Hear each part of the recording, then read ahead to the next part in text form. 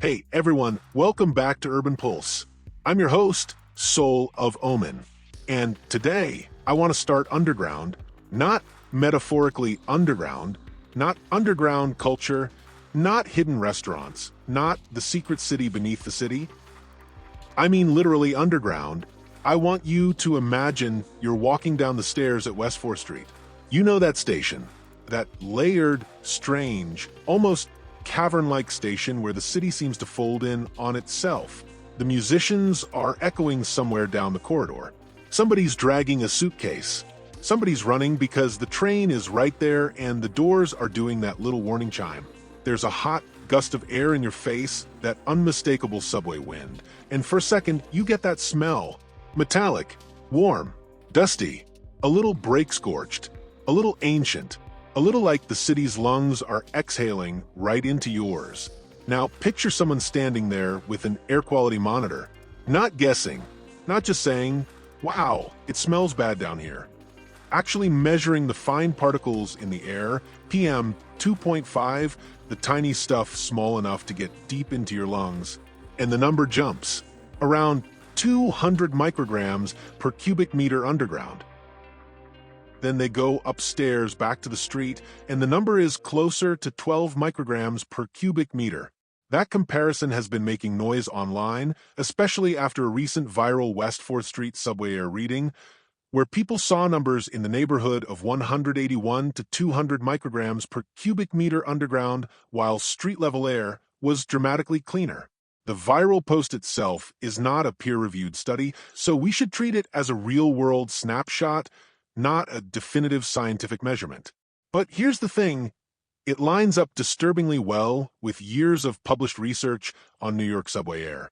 NYU-led research across the system has found underground platform averages around 139 micrograms per cubic meter in one large 2024 exposure study, and an earlier C2 Smart/NYU study found underground platform averages around 216 micrograms per cubic meter and underground in-train averages around 148 micrograms per cubic meter. So this isn't just a one-off scary screenshot. This is a doorway into a much bigger question. What are New Yorkers breathing while they move through the city? And maybe even more importantly, why have we normalized it? Because the subway is not optional for millions of people. It's not a novelty. It's not a tourist ride. It is the bloodstream of New York City. It is how nurses get to hospitals, how students get to class, how restaurant workers get home after midnight, how parents get to daycare pickup, how elders get to appointments, and how the whole city avoids becoming one giant parking lot. The subway is one of the greatest pieces of public infrastructure in the United States. And also, let's be honest, the air down there can be rough. So today we're going to go deep. We're going to talk about what PM 2.5 is. We're going to talk about what researchers have found over the last 20 to 30 years.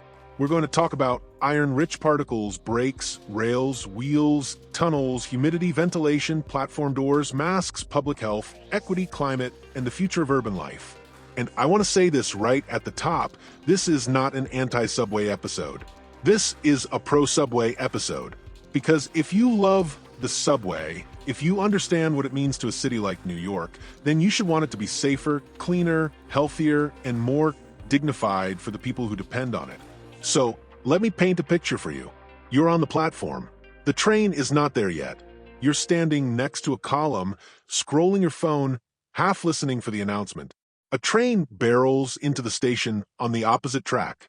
Before you even see it, you feel it. That pressure wave, that hot wall of air, that is part of what researchers call the piston effect. A train moving through a tunnel acts like a piston inside a cylinder. It pushes air ahead of it, pulls air behind it, and stirs up whatever is sitting in the tunnel environment. Dust on the track bed, particles from brake wear, metal fragments from wheels and rails, old grime, new grime, all of it can get resuspended. And because much of the New York subway is old, not charming old, but 1904 old, you're dealing with infrastructure built before modern ventilation expectations, before platform screen doors were common, before anyone was walking around with a handheld PM 2.5 sensor and posting the results for millions of people to debate. Now, PM 2.5 means particulate matter smaller than 2.5 micrometers in diameter.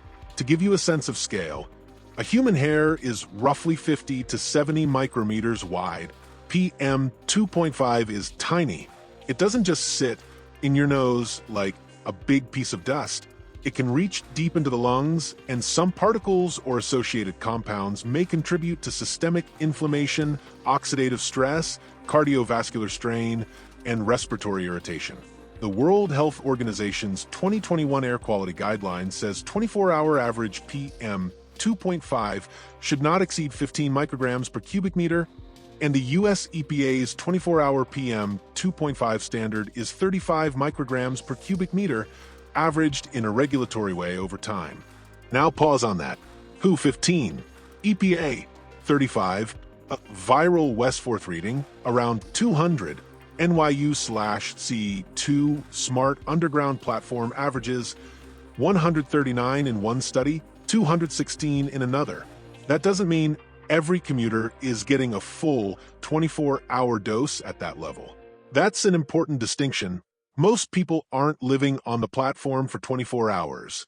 But it does mean that during a slice of your day, 20 minutes, 40 minutes, 90 minutes, maybe more if you have a long commute or work in the system, you can be breathing air with fine particle concentrations many times higher than what health agencies consider acceptable for daily ambient exposure.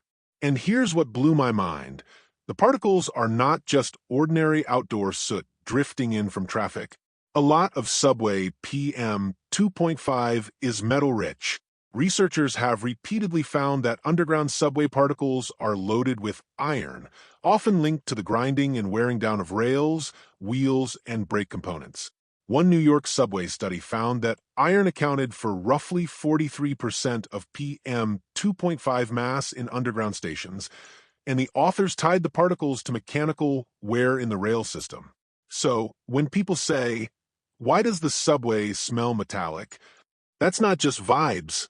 There is a reason. There is literally metal in the dust. And not just a little, a lot. Now let's walk through the research history, because one of the misconceptions here is that subway air quality is suddenly a new concern because of TikTok sensors and viral posts. It's not. The public attention may be new.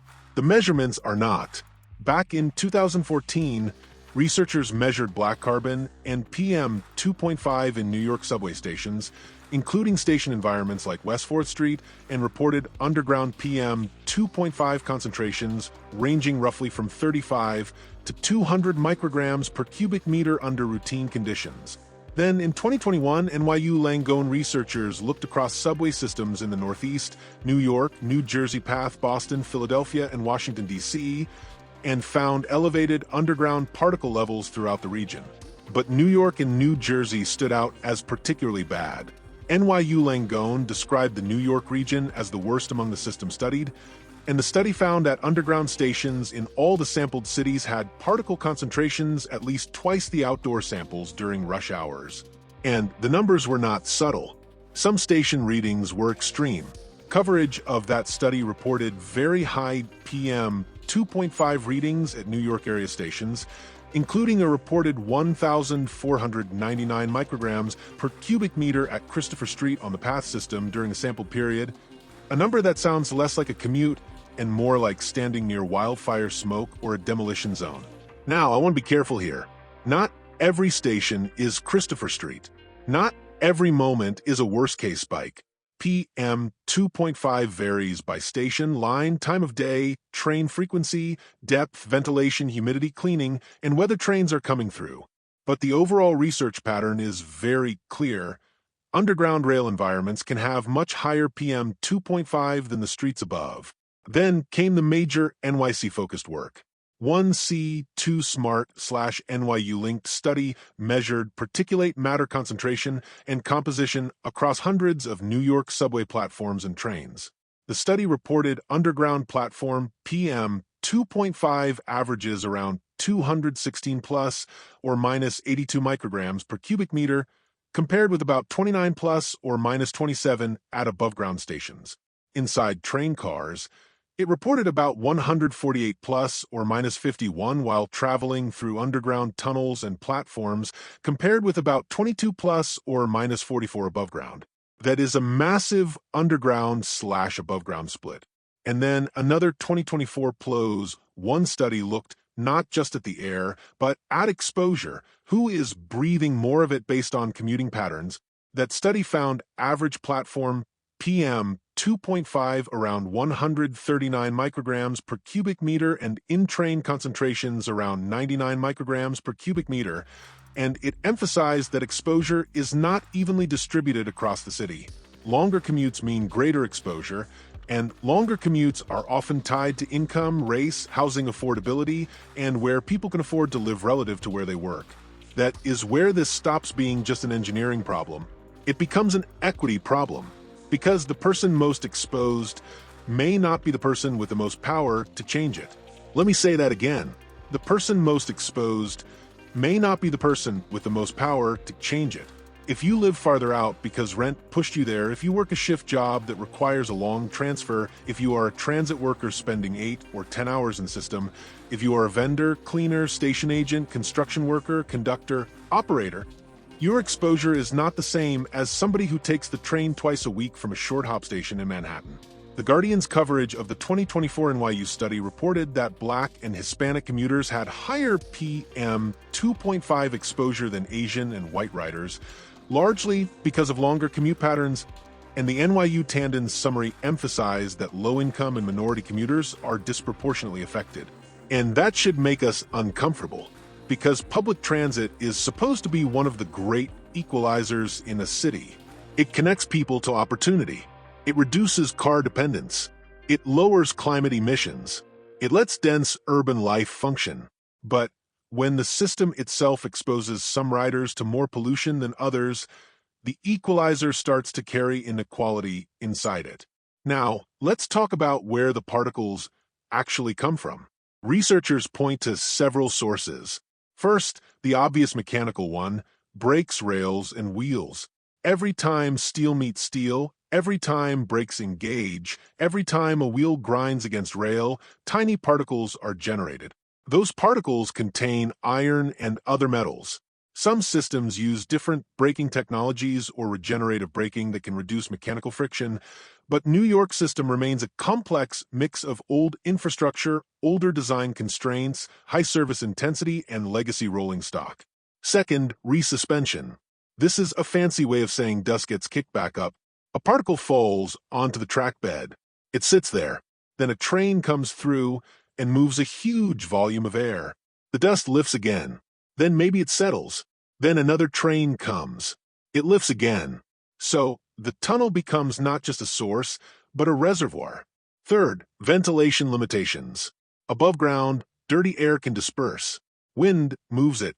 Weather moves it.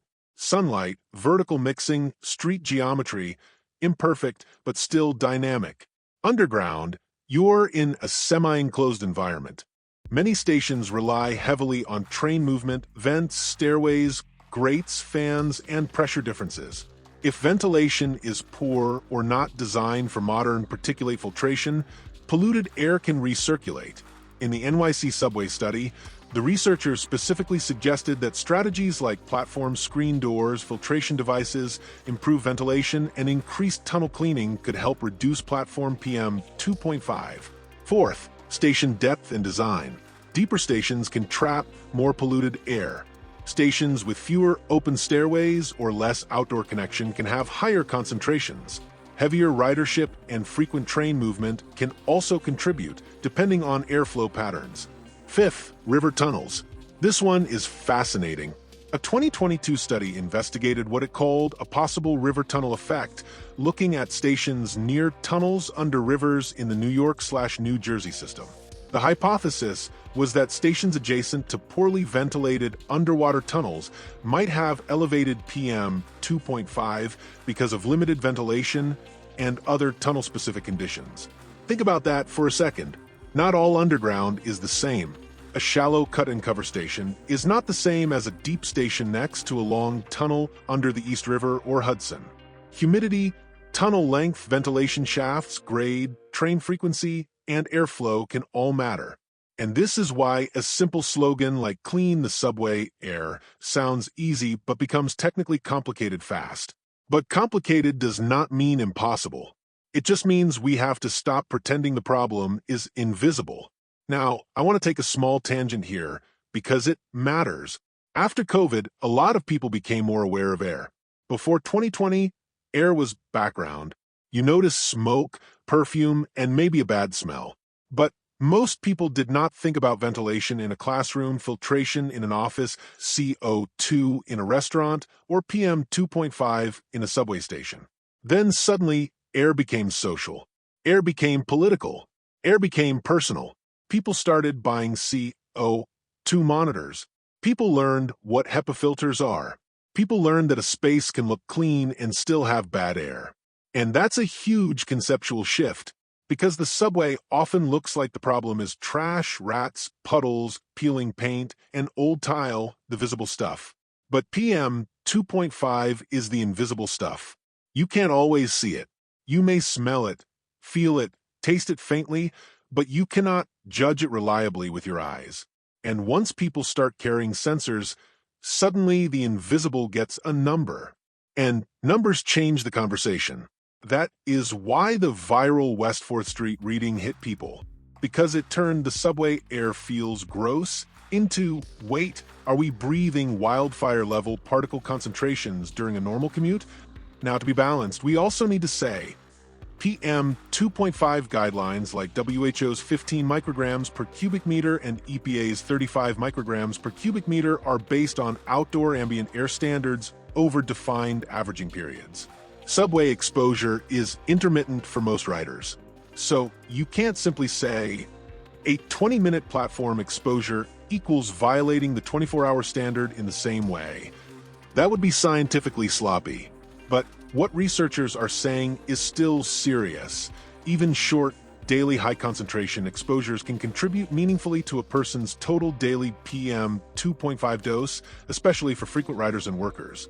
And for people with asthma, COPD, cardiovascular disease, pregnancy, or high sensitivity to air pollution, that spike may matter more. Now, let's zoom out internationally, because sometimes New York has a bad habit of acting like every problem is uniquely impossible here. And look, New York is unique. The subway is huge, old 24/7, politically complicated, financially constrained, physically weird, and intensely used. But other cities have dealt with subway air in ways that New York can learn from. Singapore's MRT is often cited as a cleaner system. Studies and comparisons have reported underground PM 2.5 around 24 micrograms per cubic meter in Singapore's system, far lower than the New York underground averages reported in recent studies. Singapore benefits from a much more modern system, widespread platform screen doors, controlled station environments, and stronger integration of ventilation and filtration. Now, Singapore is not New York.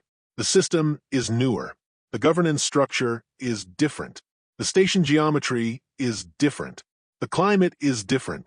The build-out history is different. But that's precisely the point. Design matters. Platform separation matters.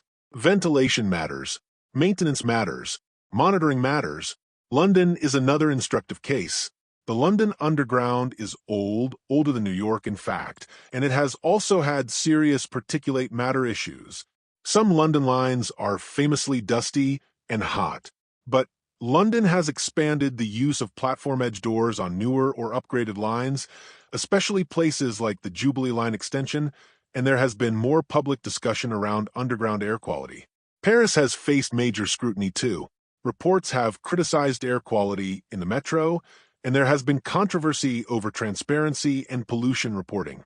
Wired covered international subway pollution concerns and noted that researchers have examined elevated particulate levels in systems such as London, Paris, Stockholm, Seoul, New York, and others, with scientists calling for more long-term health studies and mitigations like masks and platform screen doors.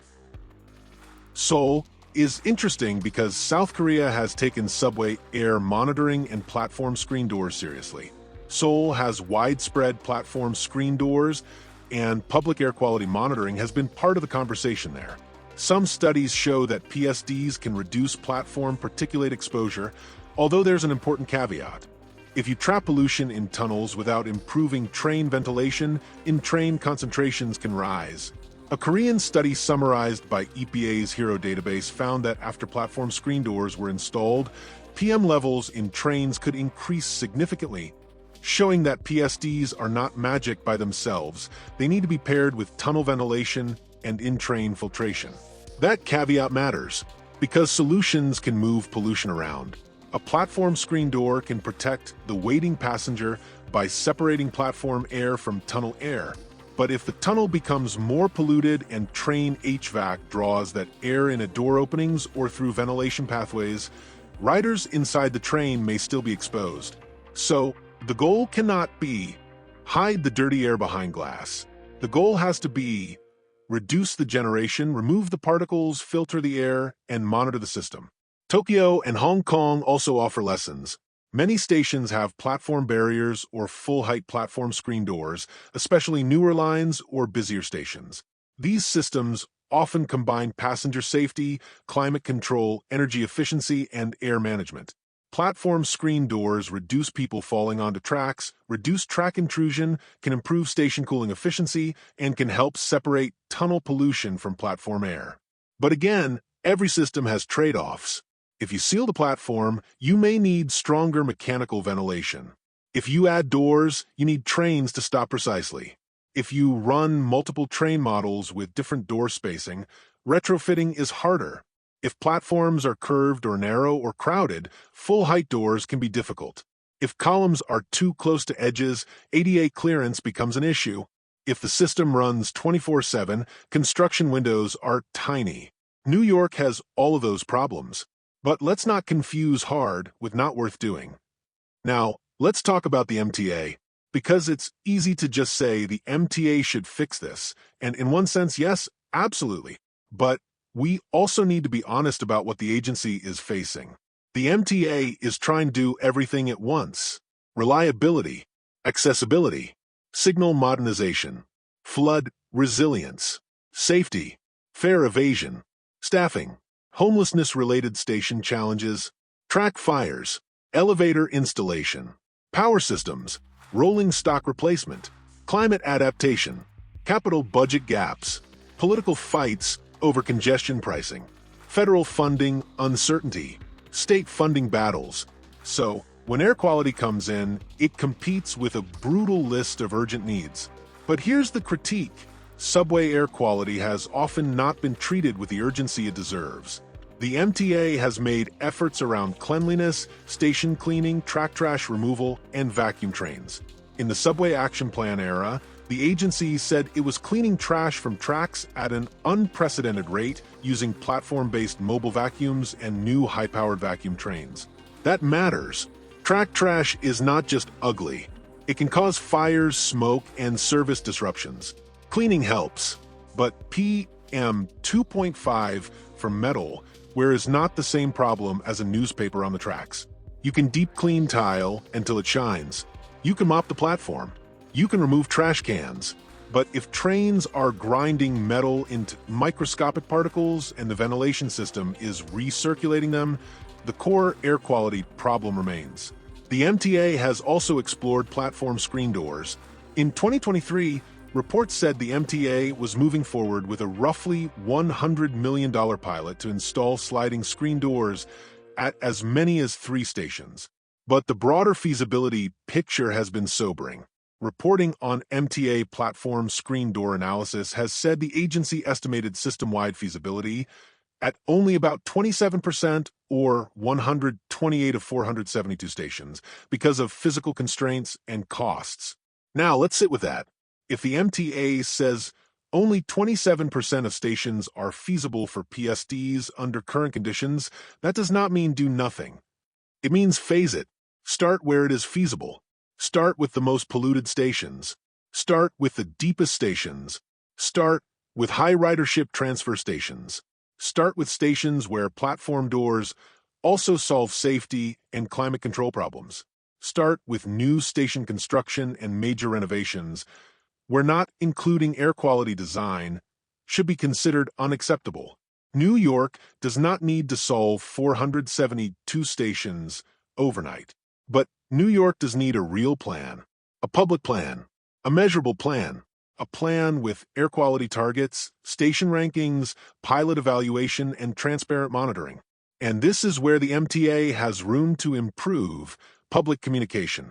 Has the agency made subway PM 2.5 a central public commitment? Not really, in the way safety, accessibility, and reliability have become public commitments. There are studies, there are cleanups, there are ventilation systems, there are capital projects, there are responses, but there is not yet, as far as public-facing communication shows, a clear subway air quality modernization plan with real-time dashboards, station-by-station PM 2.5 goals, independent audits, and a published mitigation timeline. And that is the kind of thing a city like New York should have, because the city already has public outdoor air quality monitoring. NYC's health department provides real-time PM 2.5 data from its community air survey network, noting that NYC air is generally good, but that PM 2.5 can spike due to traffic, weather, and other events. So, why not underground? Why shouldn't riders know the PM 2.5 at West 4th, Grand Central, Times Square, J Street, Union Square, 125th, Jackson Heights, Broadway Junction, Atlantic Avenue, Barclays, and Jamaica Center? Why shouldn't transit workers have occupational exposure monitoring that is easy to understand? Why shouldn't the system publish station air quality grades the way restaurants publish inspection grades? Now, some people will say that will scare people away from the subway. I understand the fear, but hiding data is not how you build trust. Transparency builds trust.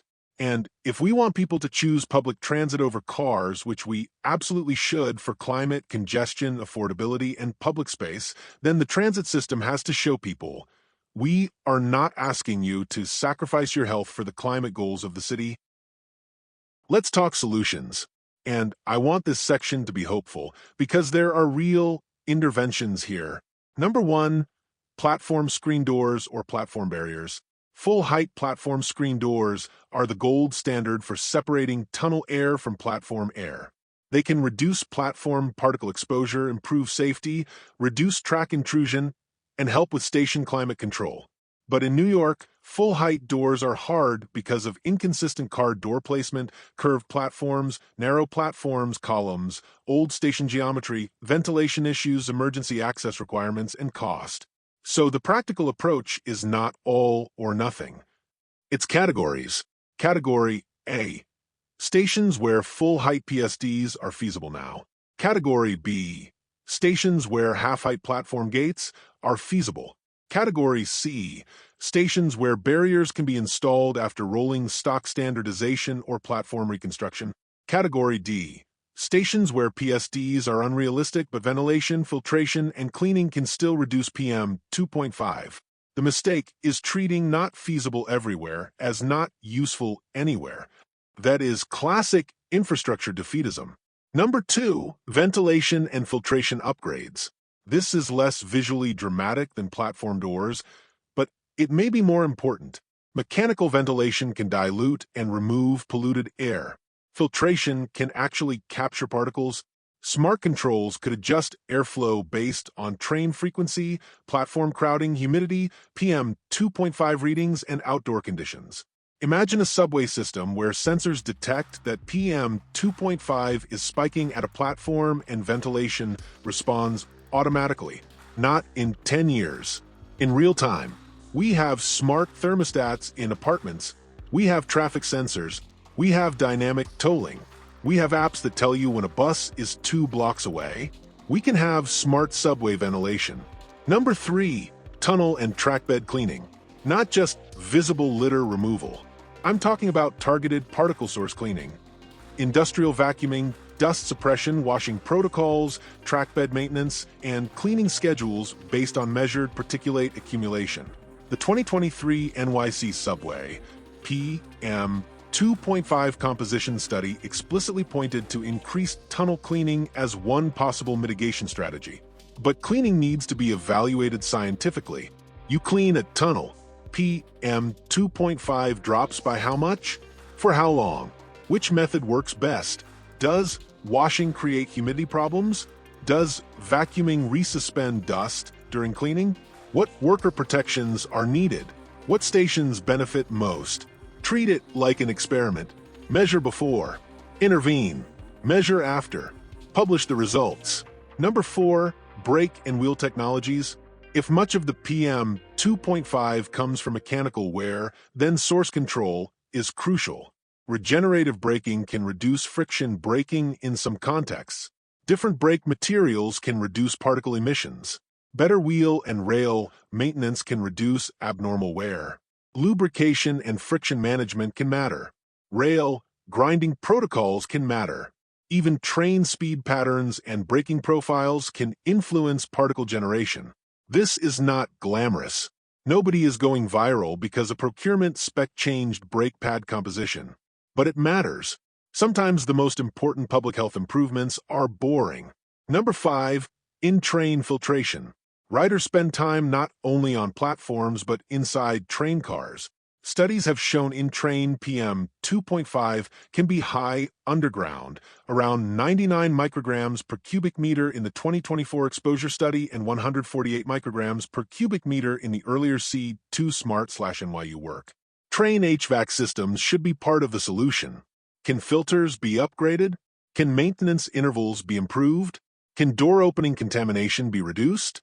Can newer cars be designed to handle tunnel particle load better? Can sensors inside cars track exposure by line segment? Because if platforms get cleaner but train cars remain polluted, riders still lose. Number 6, real-time monitoring and public dashboards. This might be the fastest trust-building intervention. Put PM 2.5 sensors in stations. Calibrate them. Maintain them. Publish the data. Have an independent academic or public health partner audit it. Create a dashboard that shows station trends, not just scary spikes. Let people see progress. Let researchers use the data. Let communities know which stations need investment. This would also stop the conversation from being dominated by isolated viral readings. Instead of someone posted a scary number, we'd have a public baseline. Number 7, worker protections. This deserves its own emphasis. A commuter might spend 30 minutes underground. A worker may spend a shift. Transit workers, cleaners, construction crews, vendors, police, emergency responders, and station staff may face repeated exposure. The Guardian's coverage noted that occupational workers are among the most at risk because their time in the system is so much longer. So, worker protections should include exposure monitoring, high-quality respiratory protection when needed, cleaner break rooms, filtered staff spaces, medical surveillance, and union involvement in air quality planning. Because the people who keep the city moving should not be asked to sacrifice their lungs quietly. Number 8, personal-level actions. Now, let's be real. Systemic change is the answer. But systemic change takes time, and people still have to commute tomorrow morning. So, what can you do as an individual? A well-fitting high-quality mask, like an N95, KN95, or KF94, can reduce particle inhalation, especially if it seals well. It is not perfect. It is not a substitute for fixing the air, but it is one practical tool. You can also avoid standing at the very edge when trains enter if dust gusts are intense. You can wait near stairways or areas with better airflow when feasible. You can reduce unnecessary platform wait time by timing arrivals with countdown clocks. If you have asthma or respiratory disease, you can talk with a clinician about commute trigger management. But I want to be very clear, personal action should not become personal blame. The answer cannot be, well, just buy a mask. That is not justice. That is adaptation. And adaptation without mitigation is how cities quietly transfer public burdens onto individuals. So, what would a real NYC plan look like? Let me sketch it. Phase 1, measure and disclose. Within a year, install calibrated PM 2.5 sensors at a representative sample of stations. Deep stations, shallow stations, river-adjacent stations, high ridership hubs, outer borough transfer stations, and above-ground controls. Publish live and historical data. Include train car monitoring on representative lines. Phase 2, rank and target. Create a subway air quality priority index using PM 2.5 concentration, ridership, worker exposure, asthma prevalence in surrounding communities, commute burden, and station feasibility. Phase 3, intervene experimentally. Pick a set of stations for different solutions: filtration units, ventilation adjustments, tunnel cleaning, platform barriers, HVAC modifications, and brake material pilots. Measure outcomes rigorously. Phase 4, scale what works. Stop funding one-off pilots that disappear into reports. Build a capital pipeline. Pair air quality improvements with accessibility renovations, signal upgrades, station cooling, flood resilience, and platform safety work. Phase 5, protect workers now. Do not wait for perfect infrastructure. Provide exposure data and protective options immediately. Phase 6, fund it like public health. Potential funding sources could include federal transportation grants, climate and resilience funding, congestion pricing revenue, state capital funds, public health grants, green bonds, and targeted public-private partnerships, especially for station monitoring technology. But the key is this: air quality should not be treated as an aesthetic upgrade. It is health infrastructure. And there is a climate argument here that I think is incredibly important. New York needs the subway. The planet needs cities like New York to have great transit. If the subway becomes less attractive because people think it is unhealthy, more people with options may shift to cars, ride shares, taxis, or remote avoidance. That worsens congestion, emissions, traffic violence, and inequality. So cleaning subway air is not anti-transit. It is climate policy. It is public health policy. It is labor policy. It is equity policy. It is also a dignity issue, because dignity is not just whether the train arrives on time. Dignity is whether the air you breathe while waiting for it is treated as worthy of care. Now, I want to bring us back to West Fourth, because West Fourth is not just a station. It's a symbol. It's layered. It's old. It's central. It connects lines and neighborhoods and histories. It is one of those places where New York feels like New York, chaotic, brilliant, exhausting, alive. And when a monitor shows 200 micrograms per cubic meter down there while the street is around 12, people react because they already know something is wrong. The number confirms what the body has been whispering. That hot metallic air, that cough you sometimes get, that black dust on surfaces, that feeling that the station air is heavier than street air. The research says you're not imagining it, but the research also says this is measurable. This is understandable. This is fixable. Not easy, fixable. And I think that distinction is where hope lives, because a lot of urban problems are framed like weather. Like that's just how New York is. The subway is hot. The platforms are dusty. The air is bad. The rent is high. The rats are bold. The delays are random. Shrug. Keep moving. But cities are made. Systems are designed. And what is designed can be redesigned. So, what can we actually do about this? First, we can talk about it without sensationalizing it. We do not need to say, never ride the subway. That would be irresponsible and unrealistic. The subway remains essential, and for many people it is still safer, cheaper, and more climate-friendly than car travel. But we also do not need to minimize the problem. Second, we can demand transparency. Ask for station-level monitoring.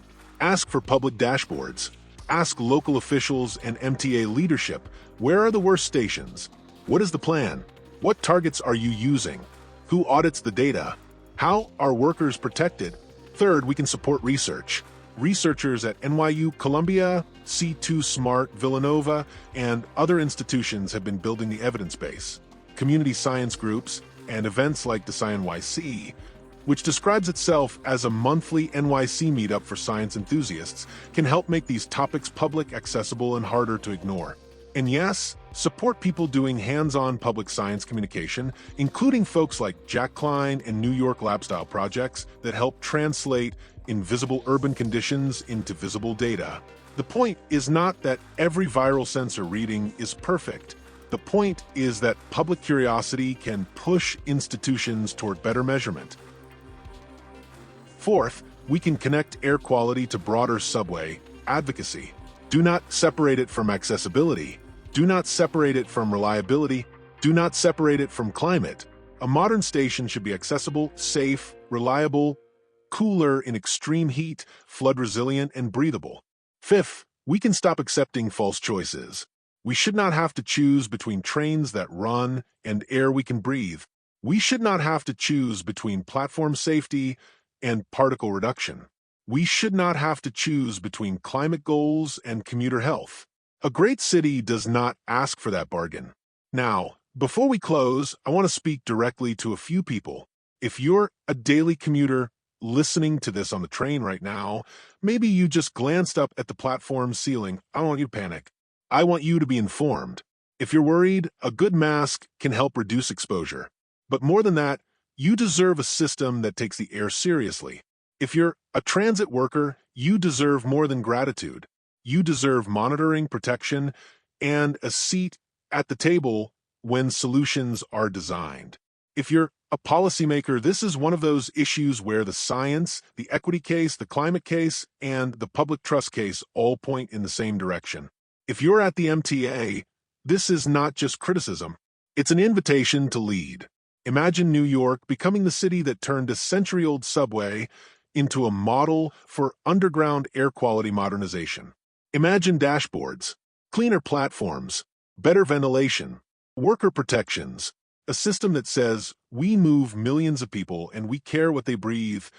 That is a legacy project.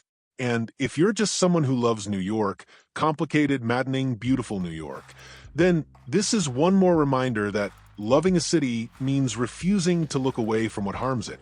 The subway is the city's pulse. That's why this show is called Urban Pulse. And today, the pulse is telling us something. It's telling us that underground air has been ignored for too long. It's telling us that the metallic wind we feel on the platform is not just atmosphere, it's exposure.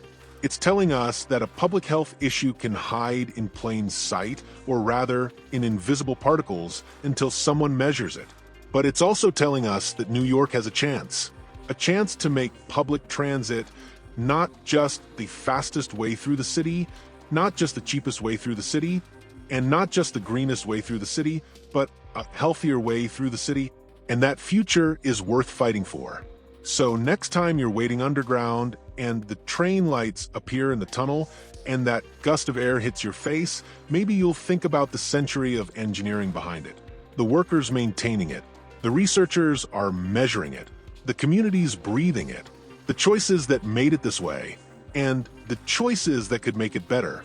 That's all for this episode of Urban Pulse. I'm Sulaf Oman. Breathe easy when you can. Demand better where you can't. And I'll catch you next time, somewhere between the street above and the city below.